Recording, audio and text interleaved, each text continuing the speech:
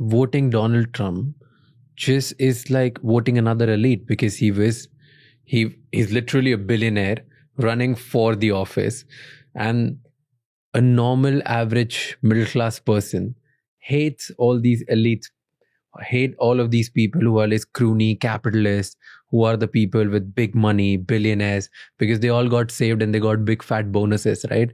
So that was the anger. Why would they then choose another guy who's exactly like them in a different suit? Right. So it's interesting because we look at Donald Trump today and we think that he's just one of the elite. He's no different. And his policies are really no different from that of another Republican, right? Why did he start this war in Iran? Why is he so supportive of Israel? He seems like another elite. But in 2016, he was revolutionary because he talked not like you and me, but like the average American. Yeah. He used simple words to describe deep emotions that captured the imagination of the American people. In 2016, people don't remember this, but in 2016, what people would go to Trump's rallies and they felt energized. They felt a tremendous sense of hope. And they were optimistic. They would go, and it was like a big pizza party. It was just a lot of fun. And Donald Trump was funny. He felt very human. He didn't speak in perfect paragraphs. Yeah. He didn't have a Brahmin accent like John Kerry. He felt like just the average American. And also, people don't remember, but Obama humiliated Donald Trump in, I believe it's 2011. I can't remember, but maybe 2011, there was the White House Correspondents' Dinner, and Barack Obama was speaking, and he made fun of Donald Trump, and Donald Trump was in the audience, and everyone was just laughing at Donald Trump. And Obama was angry at Donald Trump because Donald Trump led a campaign and accused Obama of being born in Kenya. And so therefore, he cannot qualify to be president of the United States. And obviously, if you're Obama, you're angry about this. And he took the opportunity, the White House Correspondents' Dinner, to just make fun of Donald Trump. And Donald Trump never went back to the White House Correspondents' Dinner again after that. He did go this year, but before he refused to go. And so the people can feel this animosity of the elite towards Donald Trump. Also, during the election, the entire news media was ganging up on Donald Trump. There was that Billy Bush scandal where Trump basically, in a private interview, said to Billy Bush, grab him by the pussy, right? And like before, in American politics, if you said something so crash and vulgar, you were done. Done, yeah. Yeah, you were forced to resign. He didn't do so. So the people saw a fighter. The people saw someone like them, who talked like them, who thought like them, who felt like them. They also saw someone who was persecuted by the elite. And they saw someone who was a fighter, who would not give up. And so many have come to believe that he is the best hope for America. He's the Messiah. He's come to make America great again. True. Do people still believe that? Unfortunately, you have millions of people who still believe that. MAGA has become a cult. And so what's interesting is that during the presidency of Donald Trump, a new movement came into being called the QAnon movement. And we now know today, because of the Epstein files, that was actually orchestrated by Jeffrey Epstein and Steve Bannon. Okay, but what's the essence of the QAnon conspiracy? The idea is that, first of all, Washington, D.C. is run by pedophiles. It's run by these deep state sexual degenerates. And they control the entire deep state apparatus.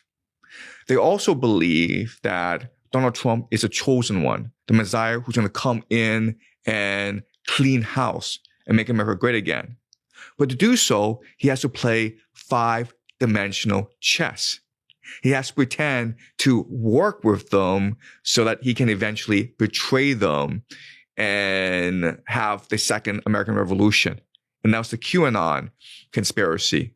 And so what that did, and what's very clever, is it makes everyone question whether or not Donald Trump is playing five-dimensional chess, right? Yeah. So it's clear to most people that Donald Trump, by invading Iran, by supporting Israel, he's been co-opted by the deep state. And he is now a servant of the Zionist forces. It's pretty clear to people. But if you are deep in the QAnon conspiracy, if you're part of MAGA, in your head, you think, no, this is five-dimensional chess. He's just fooling everyone. And at the right time, at the right moment, he will show his true colors, and we will all come together to overthrow the deep state pedophile network. Do you believe so? So what I do is I try to study historical patterns. And if you look at all these great individuals that have changed the course of human history, whether they're Julius Caesar, Alexander the Great, Joseph Stalin, Adolf Hitler, Napoleon, they all came into power, or they were elevated into power because of elite forces. So let's use the example of Adolf Hitler. Most people don't know this, but we have a lot of documentation that suggests that he was, at the beginning of his career, a spy for the German army, okay? The White Mark. And the White Mark embedded Adolf Hitler into a new fringe political party called the National Socialists, the Nazis.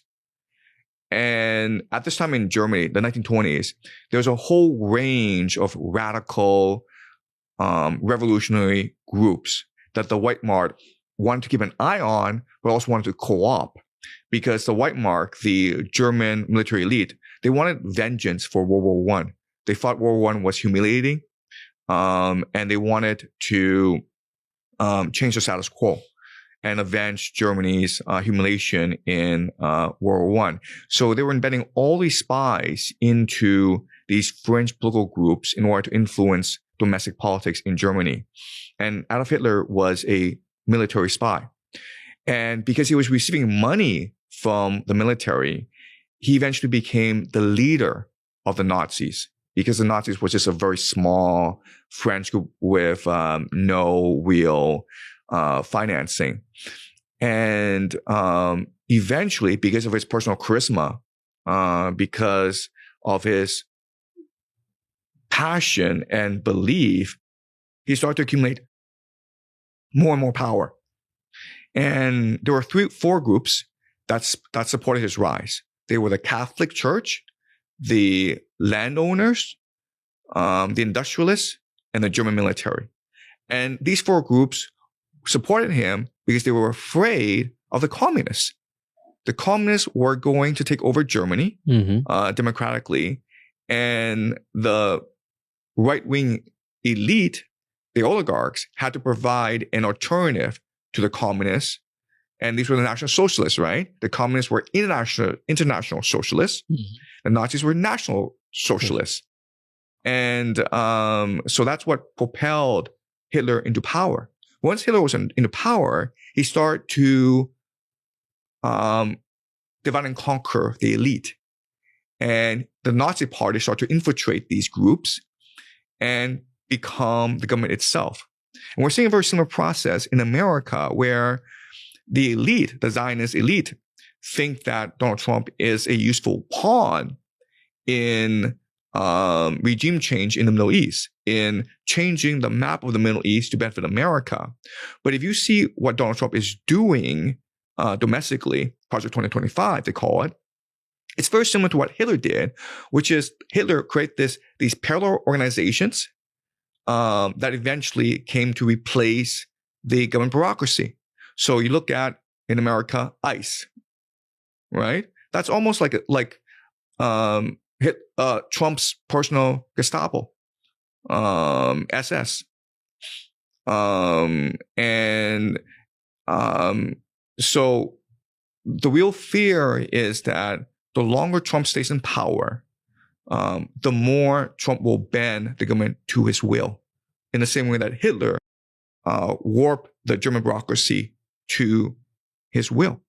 And so the big question for the world is, will Trump get a third term? And if he does get a third term, then he's going to be able to carry out his vision of revolutionizing the American bureaucracy and expanding the American empire. Thank you so much for watching this episode till the end. We would love to know what you liked or disliked about this episode, and which guest you would like to see again on this show, or which are the new guests that you want to see. Let us know in the comments. Your feedback helps us improve and make every episode a little better. I'll see you the next time. Until then, keep figuring out.